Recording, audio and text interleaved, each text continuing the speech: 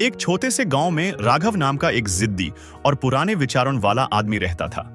उसके जिद के किस्से पूरे गांव में मशहूर थे। एक दिन गांव में एक नई सड़क बनाने का फैसला हुआ।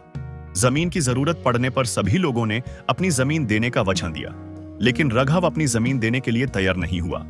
गांव के लोगों ने उससे बार बार समझाया, लेकिन राघव अपनी जिद पर अडिग रहा। गांव के मुखिया ने कहा, राघव, यह सड़क सबके भले के लिए है। अगर तू अपनी जमीन नहीं देगा तो पूरा गांव नुकसान उठाएगा। राघव ने बेपरवाह होकर जवाब दिया, मैं अपनी जमीन किसी भी कीमत पर नहीं दूंगा। चाहे कुछ भी हो जाए, मैं अपने फैसले पर कायम रहूंगा। दिन बीते गए और लोग राघव की जिद से तंग आने लगे, लेकिन किसी को यह मालूम नहीं था कि राघव के मन में कुछ और ही चल रहा था। एक रात जब पूरा गांव नींद में डूबा हुआ था, राघव चुपके से अपने खेत में गया और वहां खुदाई करने लगा। सुबह होने तक उसने एक छोटी सी तालाब बना ली थी। जब गांव के लोग सुबह उठे तो उन्होंने देखा कि सड़क के लिए एक रास्ता बन गया था और तालाब का पानी पूरे गांव के खेतों तक पहुंच रहा था।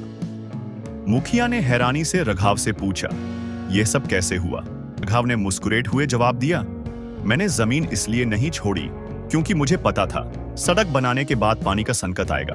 अगर सड़क बनाने के दौरान यह तालाब न बनाता तो गांव को पानी के लिए तड़पना पड़ता। गांव के सब लोग राघव की इज्जत करने लगे और उसकी बातें सुनने लगे।